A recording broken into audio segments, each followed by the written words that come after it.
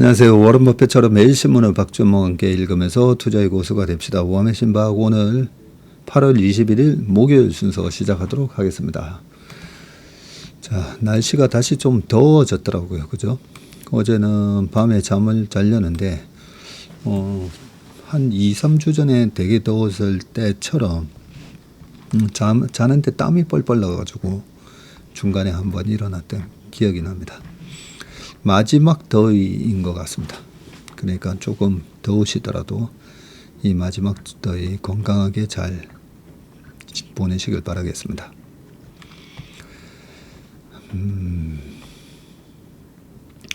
우리 모멘텀님이 어스 13회차인데 수료증 발급은 어떻게 신청하는 건가요? 하셨는데 신청 안 해도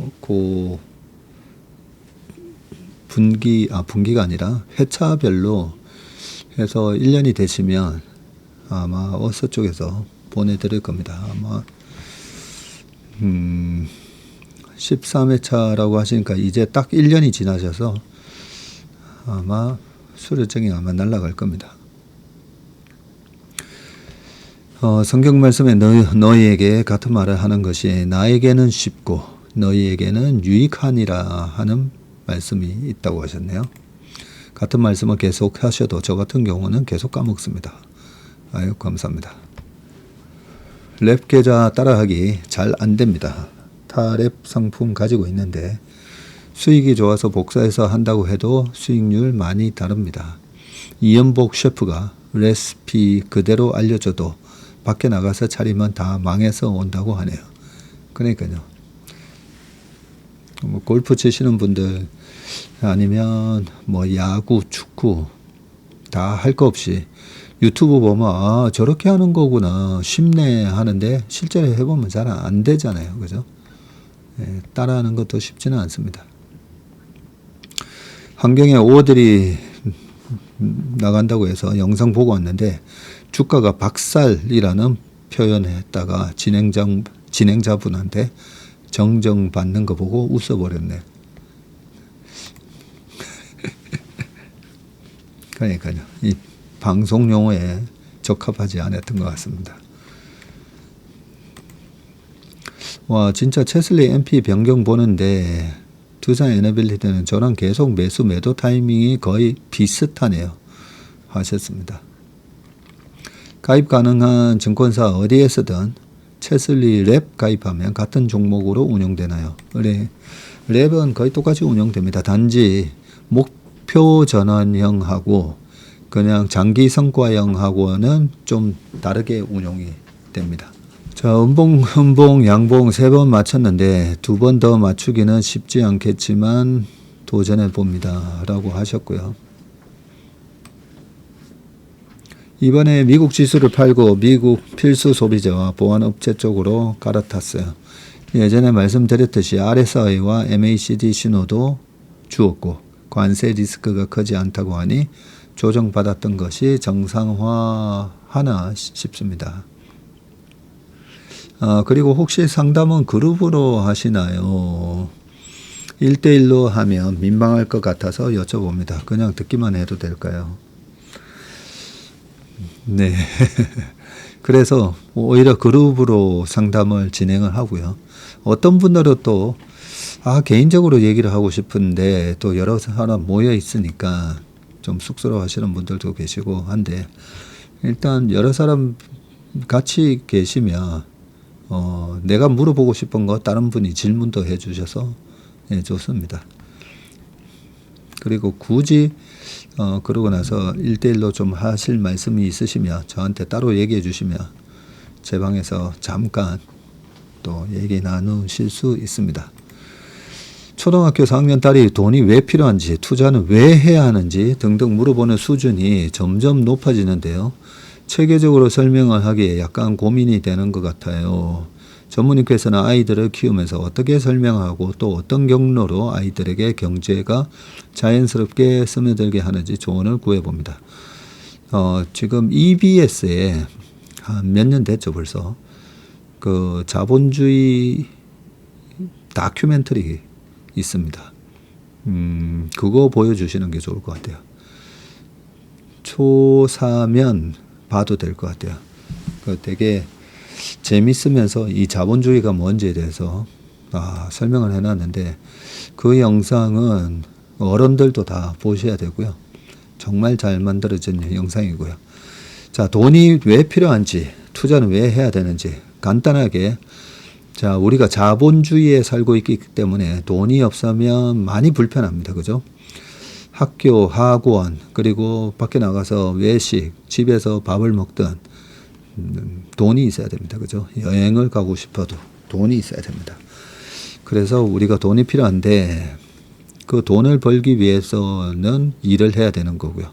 그런데 일을 해서 돈을 벌었더니 이 돈을 너무 많이 찍어내면서 돈의 가치가 계속 떨어지게 돼 있어요. 그래서 지금 우리가 열심히 일해가지고 한 30년 열심히 일해서 앞으로 30년 뒤에도 먹고 살 만한 돈을 벌었어요. 그러면 30년 뒤에도 이 돈의 가치가 똑같으면 괜찮은데 열심히 벌어서 10년, 20년 지나고 봤더니 은행에서 이자 2, 3% 받아가지고는 내 돈의 가치가 계속 이 물가 상승, 인플레이션 때문에 줄어드니까, 그래서 지금 하루에 세 끼를 15,000원짜리 식사로 해결을 할 수 있다면, 근데 뭐 요즘 세 끼 다 안 먹죠. 하루에 3만 원, 한 달에 90만 원. 네, 그렇게 내가 1년에 먹을 거 해가지고 한 1,080만 원 정도를 10년치 그걸 벌어놨다라고 생각을 했더니 물가가 계속 오르면서 10년 지나면 지금 15,000원이 또 2만 원, 3만 원 되기 때문에 우리가 투자를 해서 이 물가 상승으로 내 돈이 녹는 걸 방지를 해야 된다. 그래서 물가 상승을 웃돌 수 있는 그런 자산에 투자를 해야 된다. 그래야 나중에 아빠가 60이 넘어서 일을 할 수 없는 상황이 됐을 때 그 노후를 그동안에 벌어놨던 돈으로 먹고 살기 위해서는 재테크를, 투자를 해야 지금 그 돈이 10년, 20년 뒤에도 내가 먹고 살 수 있는 수준의 돈이 되는 거지. 투자를 하지 않으면 지금의 1,000만 원이 10년, 15년 정도 지나면 그 1,000만 원이 한 700만 원 밖에 안 될 거예요. 한 30년 지나면 500만 원도 안 할 거고요. 네, 그렇게 좀 잘 설명을 해 주시면 될 것 같습니다. 오후에 뭔가 할 게 있는데 하는 느낌이 들었는데 바로 웜의 신박이었네요 하셨습니다.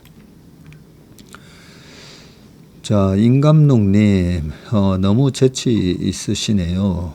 귀와 눈에 쏙 들어오니 머리에 팍 박힙니다 하셨습니다. 채슬리 랩 가입했는데 마음이 편해요. 한투에서 며칠 전에 3억 가입했어요. 시간이 없어서 전문의 뵈러 못 갔어요. 네, 저희가 오후에 계속 상담을 진행하고 있으니까 그냥 편하게 들리셔도 됩니다. 꼭 전화를 미리 그래도 주시고 하시면 될 것 같습니다.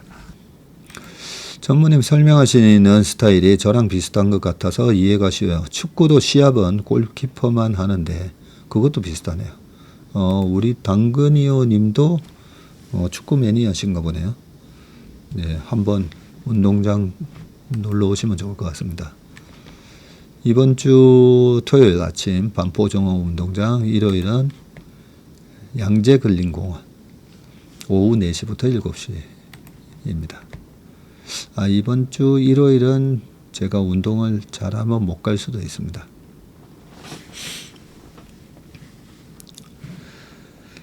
자, 오대리님 방송도 잘 봤습니다 했고,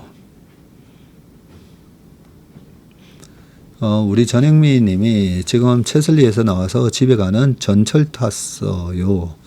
흥분돼서 아무 말도 생각이 안 나요.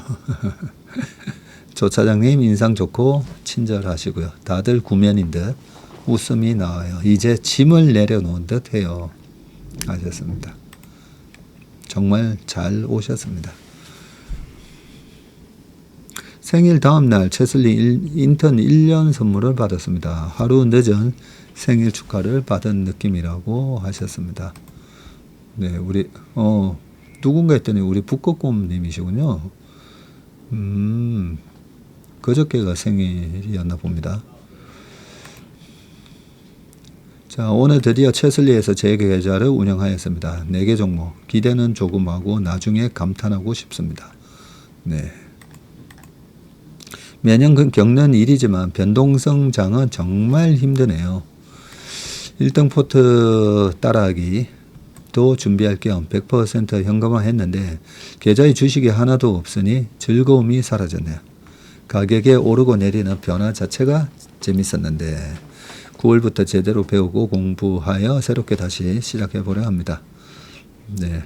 그 현금이 변동성이 있는 현금을 가지고 있을 줄 아는 것도 실력이니까요. 한번 현금의 기쁨을 만끽해 보시면 좋을 것 같습니다. 자, 노란봉투법, 중대재해처벌법, 방송산법, 네, 이런 저런 것 때문에 나라 걱정이 되기 시작했어요. 내 자리에서 내 할 일 열심히 하는 것이 내게도 나라에도 도움이 되는 길이라 생각하고 하루하루 열심히 살고는 있지만 마음이 편치 않는 요즘이네요 하셨습니다.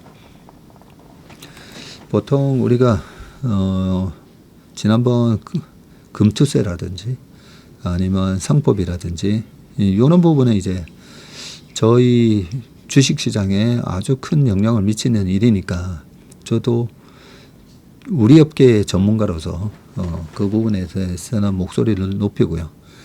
그런데 그 목소리를 높이면서 지난번 금투세도 어쨌든 안 하게 됐고, 그리고 상법 개정은 또 제가 적극적으로 좀 찬성을 해서 하게 됐고, 네, 그런데 저희 업과 조금 동떨어져 있는, 네, 근데 어쨌든 이런 법들이 우리 주식시장에 영향을 주기는 줄 건데, 그래서 제가 뭔가를 얘기해서 할 수 없는 문제에 대해서는 그냥 중립적으로, 네, 저는 늘 생각을 합니다.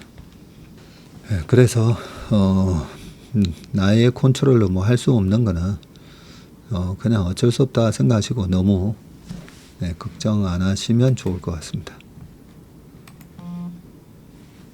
그리고 우리가 네, 요 얘기는 그냥 요 정도만 하겠습니다. 자, 전문의 기초 강의 시작했어요. 시계로 할아버지 책도 읽고 있고요. 지금은 잘 모르겠지만 반복해서 공부하면 나아지겠죠. 기초 강의 끝나면 인턴 강의 시작할까요? 라고 하셨는데, 예, 기초 강의 듣고 나시면 인턴 강의 들으세요. 네. 우리 권과운 님도 꾸준히 워메신바가하고 모닝브리프 듣고 계시지 않습니까? 그죠? 거기서 이제 조금 익숙해지셨을 거예요. 아, 주식이 이런 건가? 익숙해지시는 상황에서 이번에 기초 강의 들으시면서, 아, 주식이라나 이런 거구나. 기초가 좀 다져지셨을 거고, 거기서 내가 주식 바닥에서 그래도 중수 이상, 네, 하수가 아니라, 하수들은 어떤 사람들이 하수인가? 그 도박하는 사람들 보면, 그죠? 카지노에서 블랙잭이나 이런 걸 해보면, 바카라나 해보면 땄다가 잃었다가 땄다가 잃었다 이러잖아요. 근데 확률적으로 지나고 보면 결국 다 잃게 돼 있어요. 그게 바로 주식 도박반의 호구잖아요. 호구. 하수이면서 호구인 거고요. 주식도 똑같아요. 장기적으로 하면 계속 내 돈이 녹아나면 버는 듯 했다가 깨지고, 버는 듯 했다가 깨지고, 저희 업계에서도, 네, 그런 분들이 계십니다. 돈 벌 때 막 버는 걸로 도박도 똑같잖아요. 계속 확률적으로 지고 있는 게임을 하면서도, 아, 이번 판만 제대로 내가 번다면 하면서, 네, 그러면서 돈을 다 잃게 되는데, 주식도 어느 정도 내가 호구나 하수가 되면 안 되잖아요. 그래서 중수 이상의 실력을 갖추려면 이번에 저희가 지금 인턴 프로그램 하고 있을 때 이거 들으시면 1년 반 지나면 벌써 들어보신 분들이 많이 얘가 실력이 많이 향상됐다라는 거 많이 느끼고 계시니까요. 애들 학원비의 한 4분의 1 가격으로 인턴을 하실 수 있으니까 한번 해보시길 바랍니다. 오늘 신한투자증권 목표 달성형 랩 상품 가입하고 계좌 이름을 크리스마스의 선물이라 해놓고 수익으로 전문인 말씀대로 나누는 행복 미리 예약합니다 하셨습니다. 오늘 이번 신한투자에서 지난 7월 초에 설정됐던 게 한 3주도 안 돼서 목표 달성돼서 청산이 됐고요. 이번에 가입하신 거 그런데 크리스마스의 선물이라고 하셨는데 저희는 크리스마스 전에 어쨌든 목표 달성을 또 하려고는 합니다. 그런데 이렇게 좀 길게 크리스마스 때면 지금 4개월 남은 거잖아요. 이렇게 4개월 정도로 여유 있게 목표 기간을 설정해 놓으신 것도 참 잘하신 것 같아요. 여유 있게. 4개월 생각했는데 뭐야 2달 만에 또 목표 벌써 달성한 거야? 이러면 너무 좋지 않습니까? 그죠? 우리 정한혜 스님도 투자의 정석 기초편 신청했습니다. 떨립니다. 얼마나 열심히 공부할지 기도드립니다.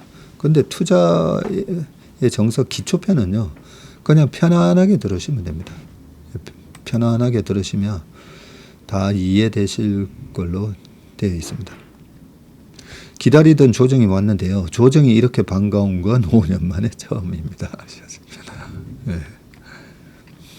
인감독의 증시만평 완전 꿀잼이네요. 오늘 MP 변경 종목 중에 채슬리에서 비중 확대한 2종목과 제가 매수한 2종목이 같아서 기분이 짜릿했습니다. 랩 상품과 1임 운용 차이를 알고 싶어요. 이 랩은 증권사에서 많은 증권사 랩 상품 가입하신 고객들을 관리를 하기 때문에 저희가 증권사 랩 운용 부서에다가 자문을 하고요. 그러면 그 랩 운용 부서에서 저희의 자문을 듣고 포트폴리오를 각 랩 상품 고객들의 그 계좌의 포트폴리오를 운용을 합니다. 그래서 약간의 시차가 있을 수가 있고요. 그리고 랩은 특히나 목표 전환형은 이 4% 아니면 5% 목표 수익률을 얼마나 좀 빨리 달성했는가. 그 약간 레이싱 펀드 개념이거든요. 그러다 보니까 아무래도 조금 약간 일임하는 거랑 약간 다릅니다. 그리고 일임하고 랩하고의 또 차이 중에 하나가 랩 같은 경우에는 증권사에서 운용을 하는 거기 때문에 증권사에서 선취 수수료를 미리 뗍니다. 근데 저희 일임은 선취 수수료 이런 거 없이 무조건 수익 난 금액에 있어서 성과 보수를 20% 이런 식으로 하기 때문에 생각보다는 처음에 그 운용 보수 이런 걸 떼지 않습니다. 보통 일반적으로 펀드나 랩 상품 이런 걸 하면 그러면 선취 수수료를 거의 다 떼거든요. 그 차이가 있다고 보시면 됩니다. 제 생각에는 전무님께서 평소에 다른 사람의 말을 잘 듣는 경청을 하시다 보니 평소에 하고 싶었던 말들을 웜의 심박에서 마음껏 해주시는 것 같아요. 그러다 보니 길어지는 게 아닐까 싶지만 저는 오히려 그런 행간의 해석이나 삶의 지혜를 알려주시는 부분이 좋습니다. 얼마 전 말씀하신 것 중에 애들은 원래 그런 겁니다 라는 말씀이 계속 맴도네요. 저희 애들이 틈만 나오면 싸워서 혼을 많이 냈는데 위 한마디에 많은 공감과 반성을 하게 됩니다. 늘 잘 듣고 있습니다 하셨습니다.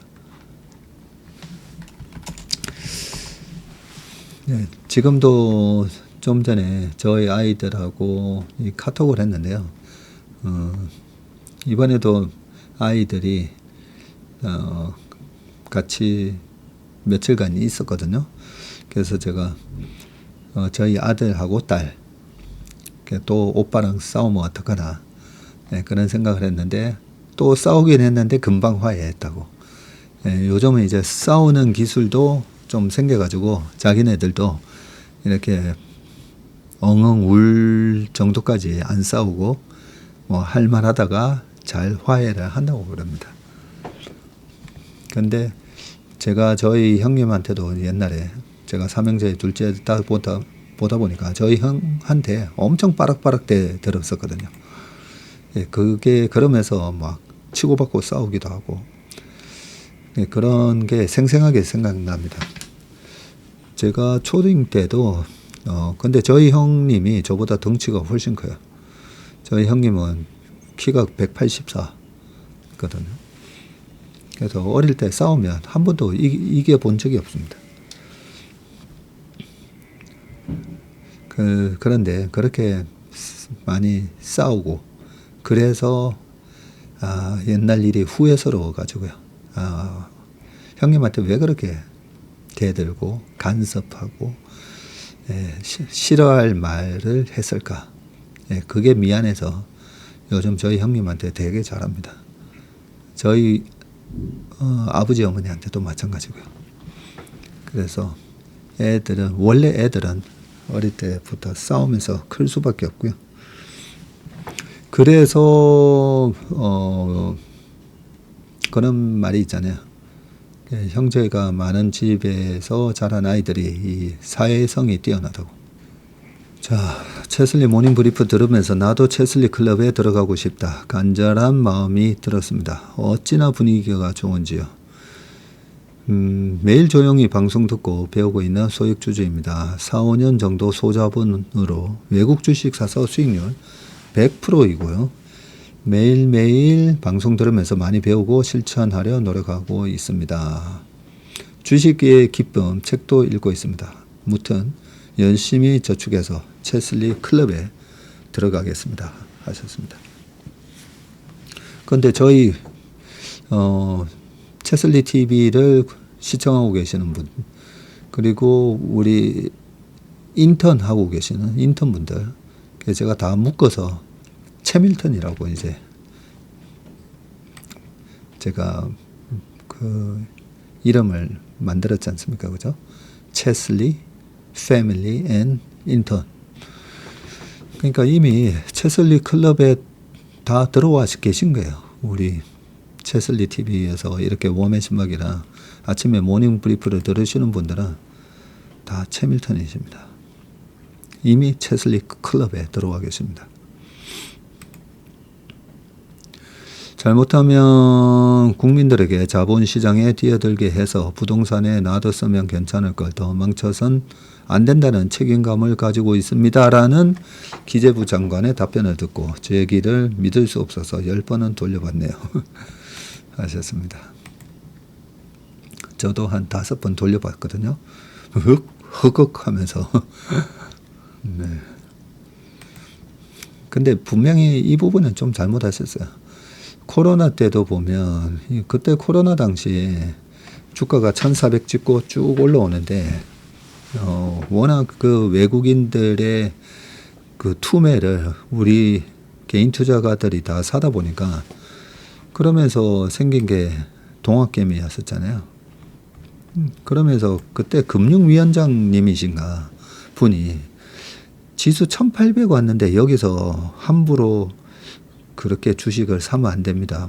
그 높아심에 그런 말씀을 하신 것 같은데, 제가 봤을 때는 그것도 너무 안타까웠죠. 그 금융위원장님뿐만 아니라 증시안정기금 만들어 놓고, 그죠? 증권사에서 막 증안기금 만들어 놓고, 그 증안기금을 맡겨 놓으신 분도 우리 업계에 계셨던 분들이거든요. 근데 그때도 하나도 못 샀고 22년도에도 못 샀고 작년과 같은 장에서도 못 샀잖아요. 그래서 제가 그냥 간단하게만 우리가 분석을 해봐도 PBR 0.9 밑에서 사가지고 1년 안에 터진 적이 없거든요.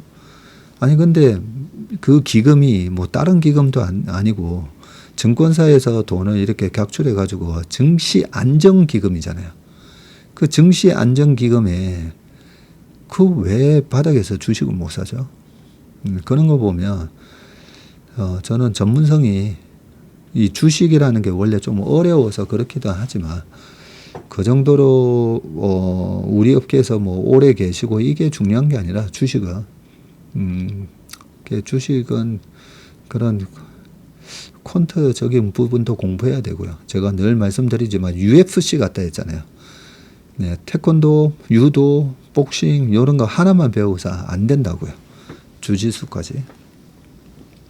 그래서 이런 실전 경험이 많고 실제로 그래서 성과를 잘 냈는지 검증을 해보고 그런 전문가들이 맡아서 해야 되는데 그래서 우리 업계든 아니면 기재부든 주식에 대한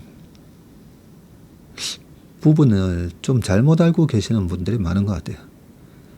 그래서 잘못하면 국민들이 이 뭐 경쟁력이 없는 우리나라 주식을 사게 만들었다가 그게 위험해서 그런 망치면 안 된다는 책임감 이런 얘기잖아요. 지금 퇴직연금 계좌도 마찬가지예요. 그 퇴직연금 계좌 주식하다가 깨지면 어떨까 해서 거의 원금 보장형 비슷한 것만 하다 보니까 퇴직연금의 평균 수익률이 1%, 2%라고 하지 않습니까? 그죠? 그거는 구더기 무서워서 장 못 담그는 거예요. 아, 내가 하다가 구더기 생길까봐 장을 담그지 말라고 했습니다. 설거지 하다가 접시 깰까봐 설거지 하지 말라고 했습니다. 네, 그런 거는 사실 똑같잖아요. 좀 안타깝습니다. 책 잘 보겠습니다. 일하는 몇 페이지 못 읽었는데 처음부터 내용이 참 좋네요. 저도 참 열심히 한다고 하지만 시계로 할배는 타임 테이블만 봐도 대단하네요. 저도 요즘은 저는 말렵습니다. 라고 하셨고요. 자, 대인춘풍님이 최밀턴님들은 최소 1임금에게 모자라도 받아주신다고 했는데 갈까 말까 망설이다가 1등 매니저 따라기 2기에서 한 15% 모자란 금액 수익 창출해서 내년 1월 1인 방문을 목표로 열공하고 있다고 하셨습니다. 무림에서 고수와 부딪히며 시장을 경험해보며 아마추어의 한계를 몸소 인지 후 여의도로 가는 게 제 투자 인생에도 도움이 될 것 같습니다.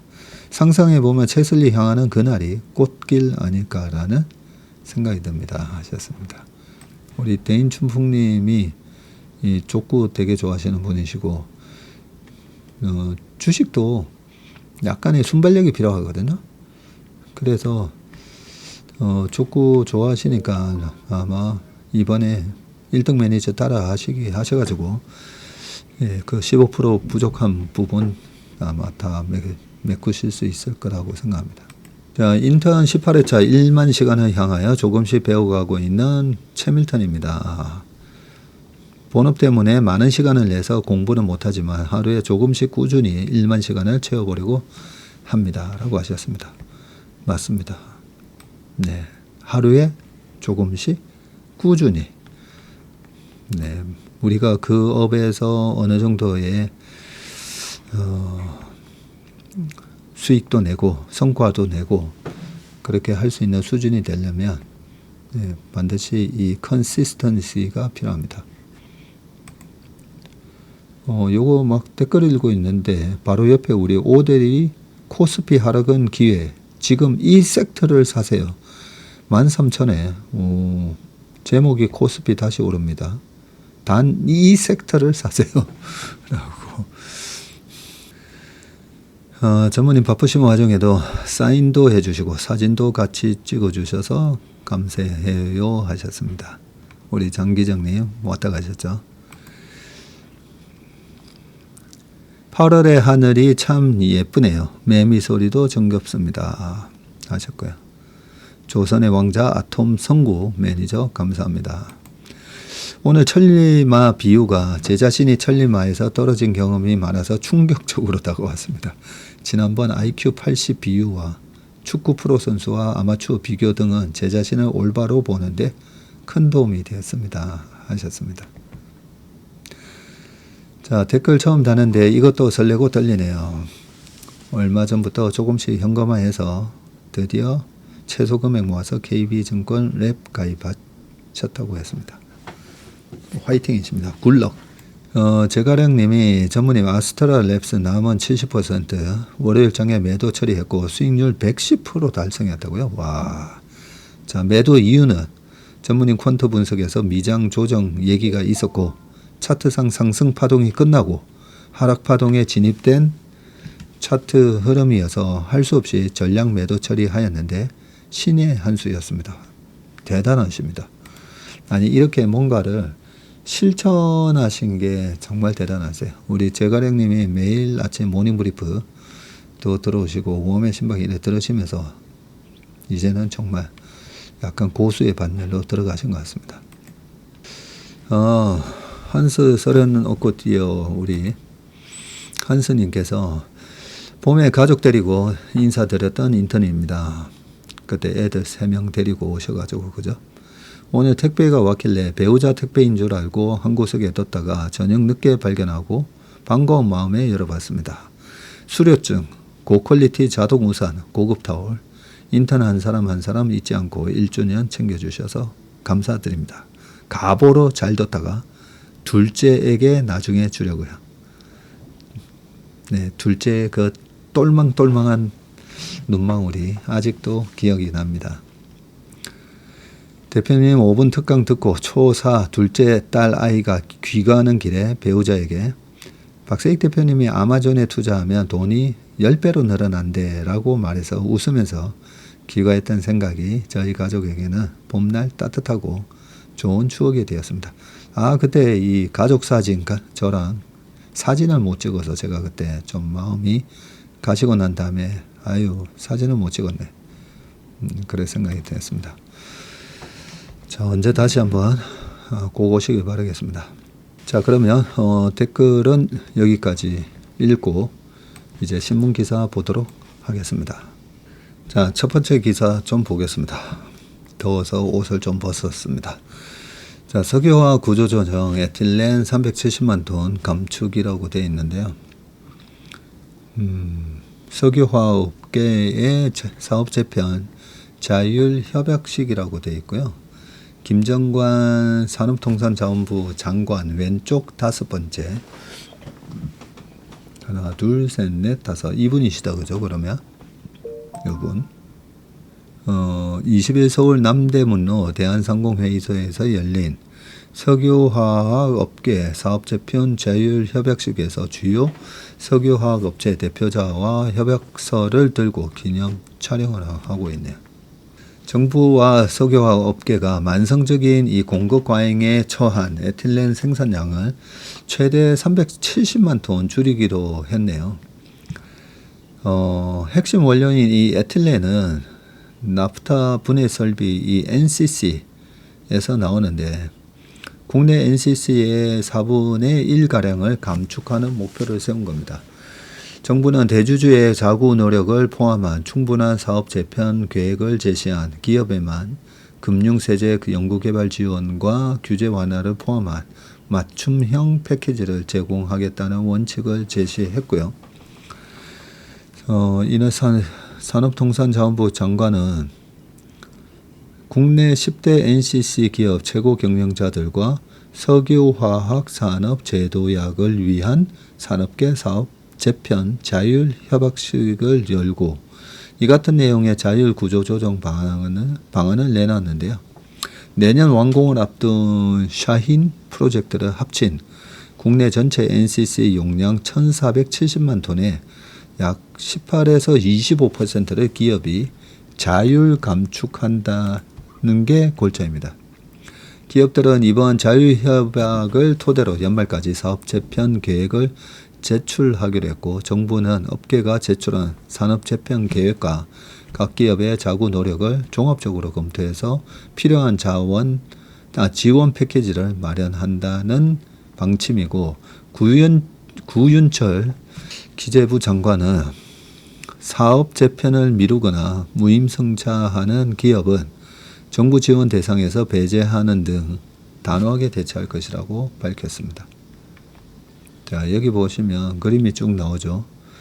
석유화학 사업 재편 방향이라고 해서 석유화학 구조 개편 3대 방향, 과잉 설비 감축, 고부가 가치 스페셜티 제품으로의 전환, 그리고 재무 건전성을 확보한다 되어 있고, 또 밑에가 정부 지원 3대 원칙은 세계 석유화학 산업단지 대상 구조 개편 동시 추진하고 충분한 자구 노력 및 타당성 있는 사업계획 마련하고 정부의 종합 지원 패키지를 제공한다고 되어 있는데, 자, 지금 이게 중요한데요. 에틸렌 생산 최대 25% 감산한다고 했는데, 우리나라에 여기 보시면 생산 능력이 갈색? 이 브라운 컬러 보시면 요게 브라운 컬러가 생산 능력이고 이 짙은 블루가 국내 수요인데요. 국내 수요보다 2005년입니다. 이게 2005년에는 수요보다 캐파가 조금 작았죠. 그런데 2025년에는 국내 수요가 860만 톤인데 생산은 1280만 톤을 생산할 수 있는 캐파를 가지고 있습니다. 2026년에는 여기서 좀 더 늘어나는데, 그래서 요만큼을 감산하자. 네, 이렇게 합의를 했다는 거고요. 석유화학 단지별 현황에서 여수 에틸렌 생산 능력인데, LG화학, 롯데케미칼, 여천, NCC, GS칼텍스가 625만 톤, 대산 단지, 롯데케미칼, HD, 현대케미칼이 477만 톤, 울산에는 S오일과 대한유화, SK지오센트릭이 176만 톤. 네, 이렇게 캐파를 가지고 있습니다. 옛날에는 사실 이렇게 약간 오버 캐파가 있어도 괜찮았던 이유가 우리가 중국 그리고 동남아, 네, 자급률이 100%가 안 되는 나라한테 많이 팔아먹었었거든요. 그래서 실제로 기름 한 방울 나지 않는 나라에서 석유를 수입해가지고 오히려 그걸 가공을 해서 이렇게 석유화학 제품으로 만든 다음에 수출을 많이 했습니다. 그래서 내수보다는 더 많은 생산 캐파를 갖고 있는 게 당연했는데, 당장 지금 중국이 자급률이 100%가 넘어가면서 거기서 이제 덤핑으로 막 나오다 보니까, 네, 이 오버 캐파가 지금은 애물단지가 되어 있는 그런 상황인데, 자율적으로 이렇게 서로 감산하자, 뭐 이런 얘기가 이번에 했다는데, 여기 보면 석유화학업계에서는 이날 자유협약이 울며 겨자먹기라는 비판이 많은데, 공정거래법에 따른 독과점과 담합 규정에 예외를 제공하거나 정기로 감면, 보조금 지급 등 지원책이 모두 빠졌고요. 작년 12월 정부의 석유화학 경쟁력 제고 방안에서 한 발짝도 진전된 내용이 없다고 합니다. 네. 대주주의 금전적 지원을 포함한 자구 노력이 필수적이라고 제시한 부분도 앞으로 논란이 될 가능성이 높은데, 대주주가 손실 가능성을 인지한 상황에서 계열 회사를 지원하는 건 배임죄가 될 수 있기 때문이고요.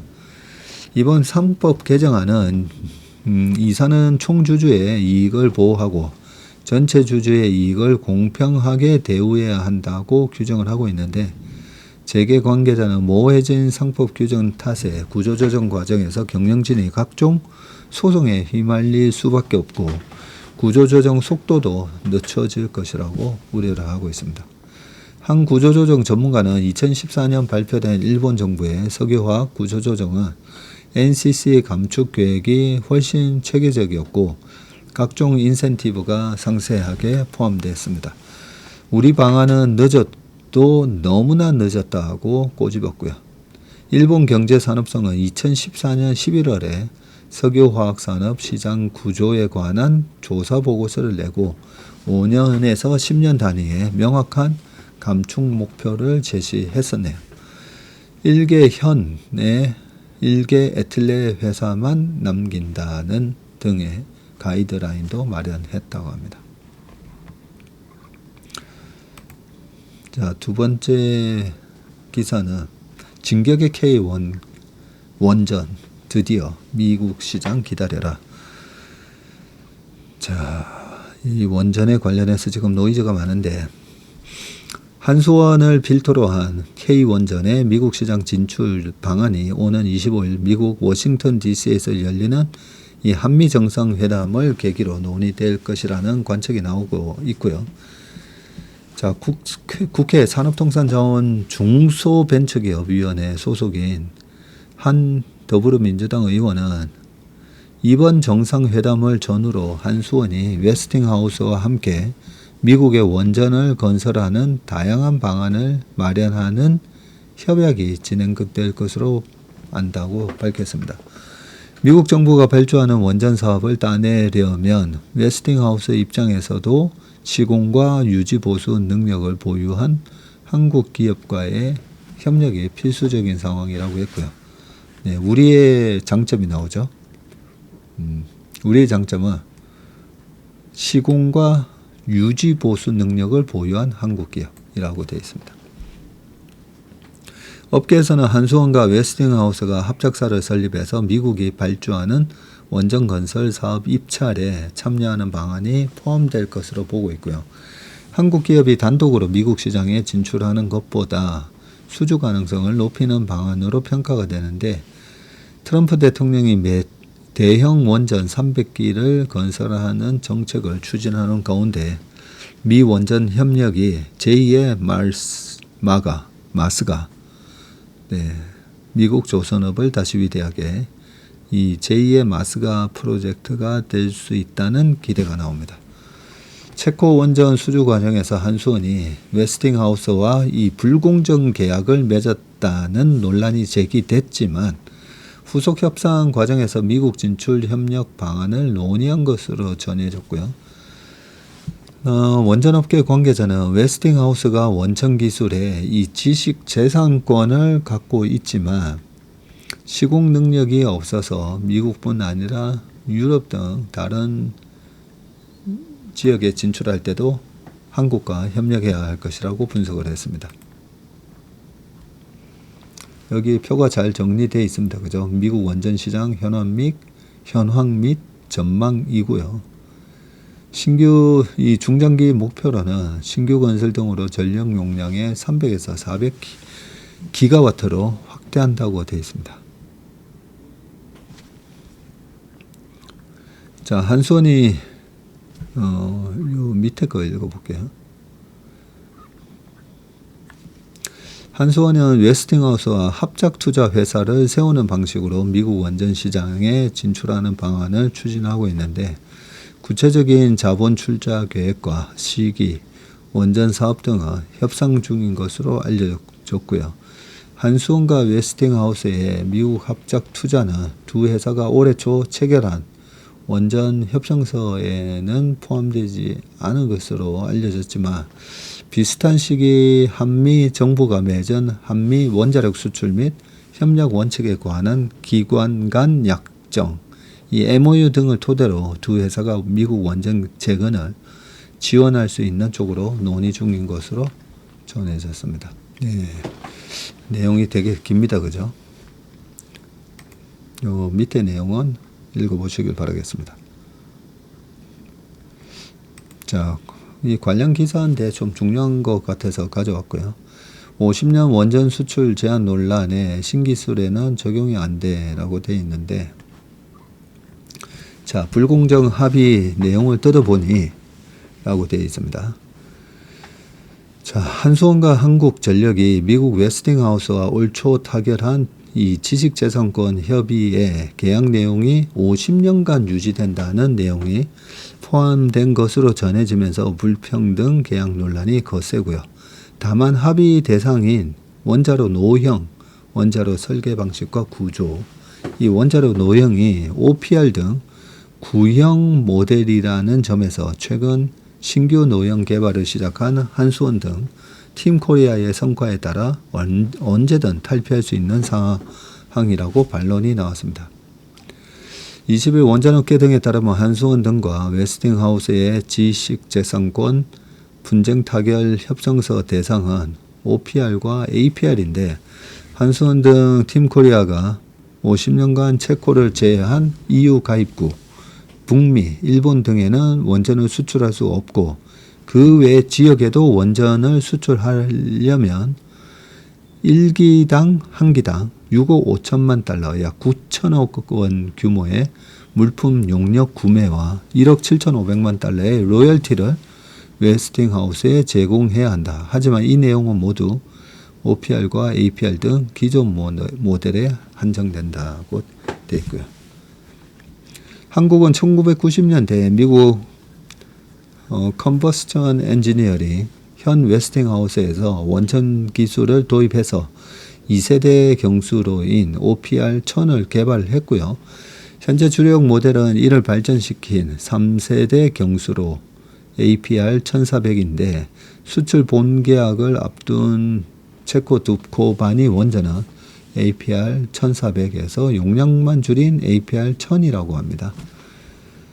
자, 업계 관계자는 다소 불평등해 보이는 이 계약을 50년간 유지해야 한다는 점은 국민이 보기에 납득하기 어려울 수 있다면서도 한수원 등이 새로운 기술 개발에 성공하고 이 기술을 기반으로 한 신규 노형 설계도가 웨스팅하우스가 보유한 원천 기술과 다르다는 점을 입증을 하면 이 50년 계약 기간은 아무 의미가 없는 것이라고 강조했네요.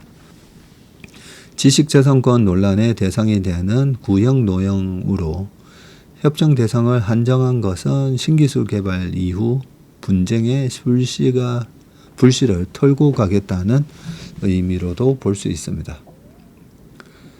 한수원 품질기술본부는 올해 상반기 대형 원전 신규 노형 개발에 들어갔는데 아예 한국이 원천 기술을 보유한 3.5세대 경수로를 새로 설계해서 국내의 원전 건설에 활용하겠다는 구상이고요. 한수원 관계자는 이와 관련해서 지식재산권 분쟁 대상이 된 미국식 원자료 핵증기 공급 계통 설계도에서 벗어나서 우리만의 원천 기술을 개발하는 것이라고 설명을 했습니다. 네. 아무튼 요지는 옛날 방식, 요거는 이래저래 불평등해 보이는 계약처럼 보이지만 새로운 기술 개발에 성공했고 이 기술을 기반으로 한 신규 노형 설계도는 이 웨스팅하우스가 보유한 원전 기술과 다르기 때문에 앞으로 매출이나 이런 게 수주를 통해서 나타나는 매출과 이익에는 영향은 별로 안 줄 거다. 네, 이런 얘기다, 그죠?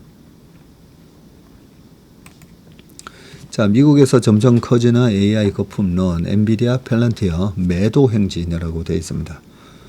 야, 팔란티어 150불 밑에서 다시 살 수 있을 겁니다라고 지난주에 말씀을 드렸었는데 이 150이 깨져서 어젯밤에 142불까지 갔었습니다.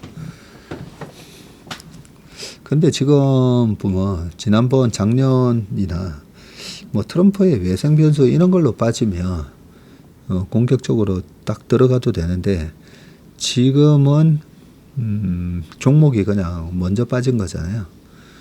이럴 때는 쌍바닥이 나올 가능성이 있기 때문에 저는 두 번째 바닥을 9월 첫째 주까지 한번 기다려 보겠습니다.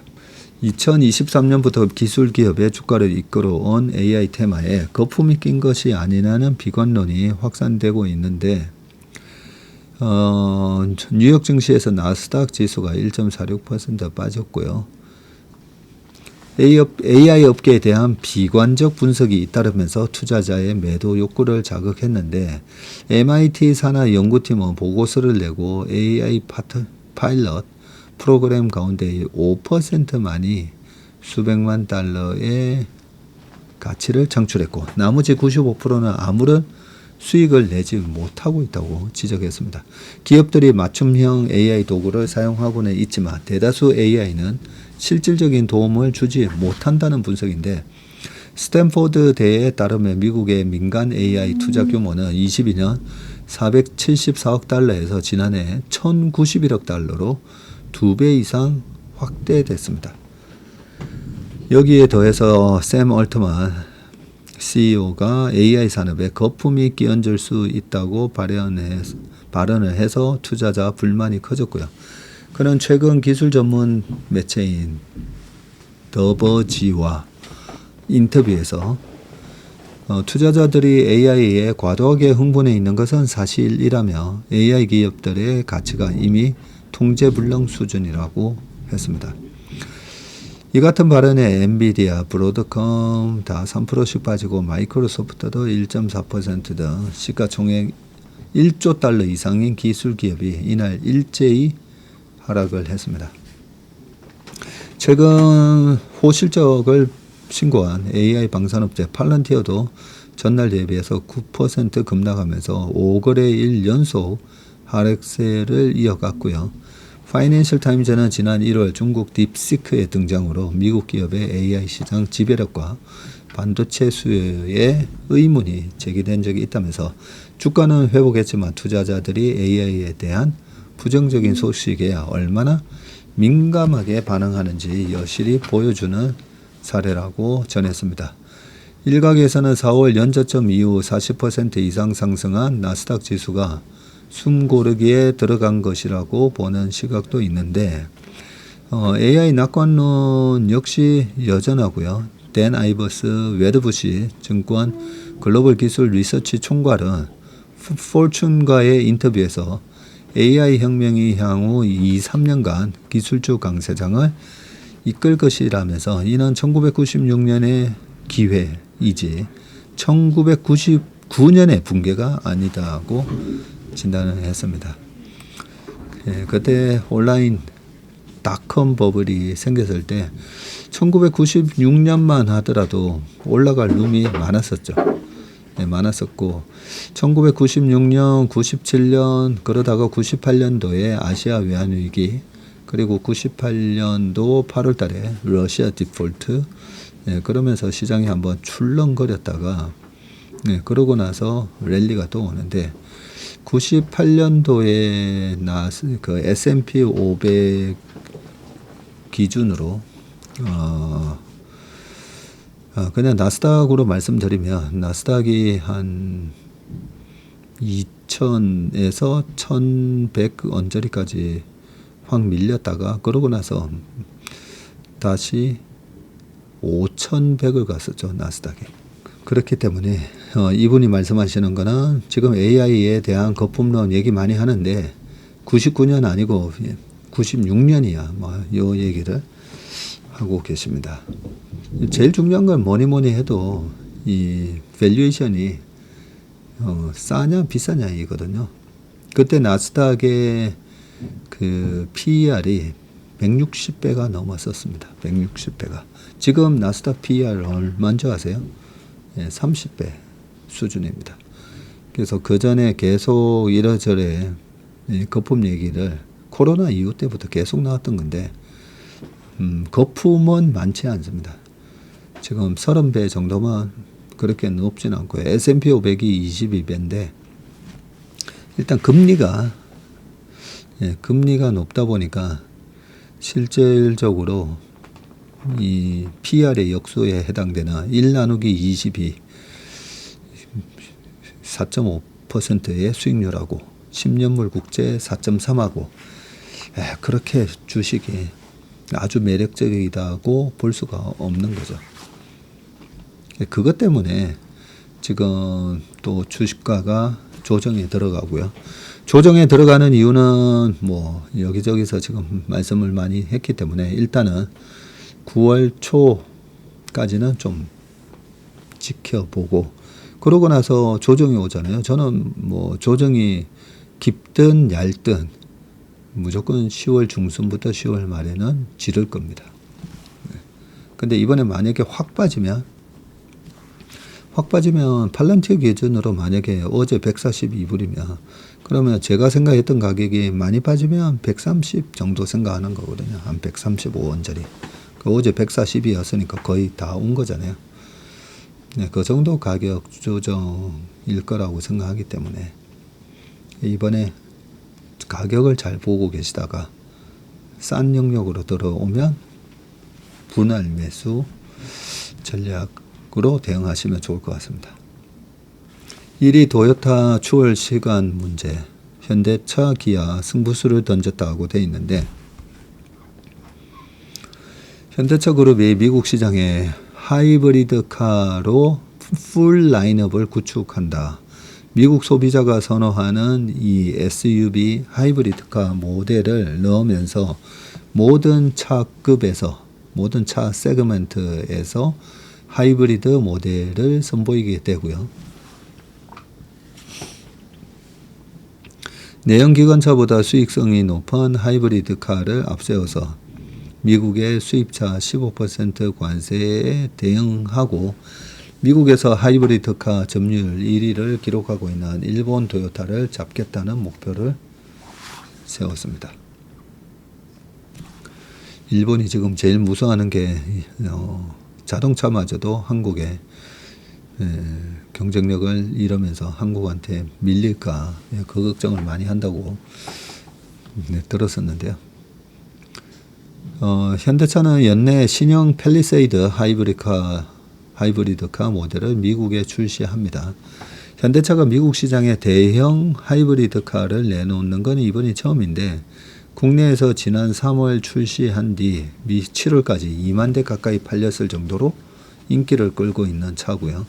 팰리세이드 하이브리드는 현대차가 개발한 차세대 하이브리드 시스템을 적용해서 모터 합산 최고 출력이 이전 내연기관 모델보다 10% 이상 높아졌네요. 기아도 내년 북미 전용 SUV인 이 텔루라이드 후속 신차의 하이브리드 모델을 추가하네요. 소형 SUV 셀토스 후속 모델에도 내년에 하이브리드카 모델이 들어갑니다. 국내에서만 판매 중인 코나 하이브리드카를 미국에 출시하거나 현재 내연기관 모델만 있는 베뉴에 하이브리드카를 넣는 방안도 검토하고 있다고 합니다. 현대차 그룹은 미국 공장에서 추가로 생산할 하이브리드카 모델도 검토 중인 것으로 알려졌는데, 당초 전기차 전용 공장으로 설립한 이 미 조지아주 메타에서 하이브리드카를 홀류 생산할 방침이라고 합니다. 네, 현대차 그룹은 당분간 이 하이브리드카 수요가 지속될 것으로 판단을 하고 있고요. 올해 상반기 미국 하이브리드카 판매량이 101만 대 정도로 지난해 같은 기간보다도 42%나 많아졌다고요? 현대차 그룹도 올 1월에서 7월 전년 동기보다 45.8% 늘어난 16만 4,913대의 하이브리드 카를 미국에 팔았습니다. 미국 판매에서 하이브리드 카가 차지하는 비중도 같은 기간 11.8에서 이제는 15.7%로 높아졌네요. 미국 정부는 오는 10월부터 전기차 구매 보조금을 종료하는데 하이브리드카 인기는 더 많아질 가능성이 크다. 요거는 좀 호재일 수가 있네요. 하이브리드카는 내연기관보다 10%가량 비싸긴 한데 같은 플랫폼을 쓰면서도 가격이 비싸서 수익성은 더 높고요. 특히 대형 SUV는 미국 자동차 시장 내 주력 차종으로 현대차 그룹은 인기 있는 차종에 상품성 있는 엔진을 더 많이 장착해서 관세에 따른 손실을 많이 하겠다는 전략입니다. 자, 도요타는 지난달 기준 미국 하이브리드카 시장에 54.9%를 차지하고 있는 절대 강자네요. 소형과 중형 차량뿐 아니라 대형 SUV인 하이랜드와 대형 픽업 트럭인 툰드라도 하이브리드카를 팔고 있다고 합니다. 도요타가 지난해 미국에서 판매한 하이브리드카 92만 2천 대 가운데 대형 하이브리드카의 비율이 36%에 이를 전망이네요. 토요타는 신형 5월 신형 SUV RAV4를 출시하면서 아예 내연기관을 단종시키고 하이브리드 모델만 내놨다고 합니다. 완성차 업계 관계자는 보조금 폐지 영향으로 미국 전기차 시장이 꺾일 가능성이 높은 만큼 완성차 업체들이 하이브리드카 판매를 늘리기 위한 경쟁을 펼칠 것이라고 했습니다. 네, 유럽하고 중국은 최근에 전기차가 다시 판매가 호조되고 있는데 그 미국이 살짝 역성장이었었는데 보니까 하이브리드카를 많이 사고 있군요. 자, 마지막 기사입니다. 금융지주 비이자 이익도 은행 쏠림이 뚜렷하다라고 되어 있는데요. 국내 4대 금융지주의 이 비이자 이익이 일제히 늘어난 가운데 경쟁력의 핵심 지표인 수수료 이익은 은행에 의존하는 구조가 뚜렷해진 것으로 나타났다. 카드, 보험, 증권 등 비은행 계열사의 성장 동력이 미흡한 영향이고요. 전체 비이자 이익이 증가한 것도 금리와 원달러 환율이 하락한 영향이 큰 만큼 근본적인 이익 구조 개선으로 이어졌다고 보기 어렵다는 분석이 나오고 있습니다. 자, 보시면 둔화한 수수료 증가세인데 4대 금융 비이자 이익이고요. 그러게요. 야, 상반기만 해도 7조 2천억이니까 어마무시하다, 그죠? 자, 그리고 떨어지는 이 순이자 마진은 NIM이라고 그러죠. 요 순이자 마진, net interest 마진으로 보면 1.9, 1.86, 1.8. 우리나라는 23년, 24년을 거쳐오면서 이 금리가 많이 떨어졌잖아요, 보면. 장기금리도 떨어지고. 그래서 이 예대 마진이 좀 박해졌습니다. 그리고 4대 금융 수수료 이익 중 은행 비중인데, 우리, 신한, 하나, KB 순서네요. 자, 이 4대 금융지주의 올해 상반기 수수료 이익은 총 5조 7천억. 이야, 전년 동기 대비해서 3.1% 증가했는데 23년, 24년 7.1, 10.0에 비해서는 증가세가 둔화했습니다. KB금융은 순수수료 수익 가운데 은행이 차지한 비중이 29%로 전년 대비해서 소폭 상승했고요. 신한금융은 순수수료 이익에서 은행이 41.4% 차지했습니다. 하나은행은 30.1에서 29.7%이고 우리금융은 48.2에서 46.1로 하락했습니다.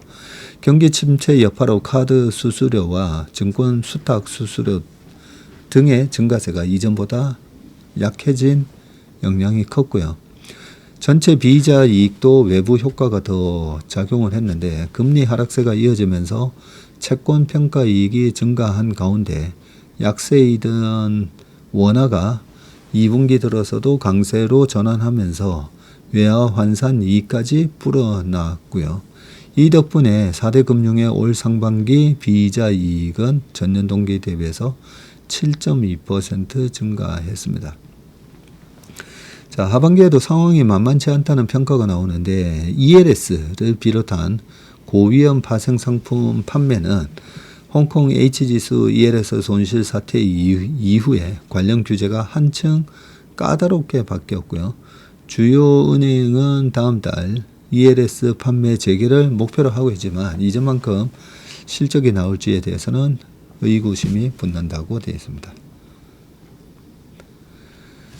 자, 4대 금융은 하반기 들어서 장기적으로 수수료를 벌어들이는 사업 구조를 짜는데 더욱 집중하고 있고 자산관리, WM, 우리가 보통 WM, 웰스 매니지먼트죠.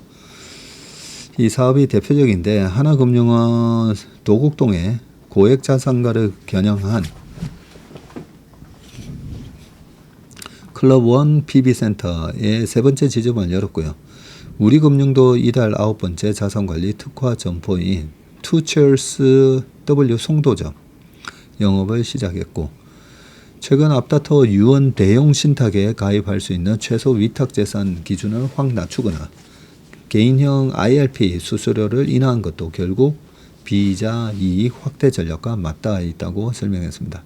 투자금융 부문에서도 경쟁이 치열해지고 있는데 딜을 주선한 대가로 수수료를 받으며 직접 투자에도 참여해 수익을 낼 수 있습니다. 자, 4대 금융 계열의 은행들은 올 상반기 인수금융 주선 실적은 6조 8,586억 원으로 전년 동기보다 2배 이상이나 늘었네요. 어쨌든 우리가 이 배당소득세 이런 게 최고 세율이 25%로 이번에 낮춰지면 그거는 굉장한 혜택입니다. 그래서 그렇게 되면 꼬마 상가라든지 렌트를 주어서 부동산으로 수입을 얻는 것보다는 은행이라든지 우리나라 통신사 KTNC 같은 회사의 고배당 주식을 사서 그 배당받는 게 훨 나아요.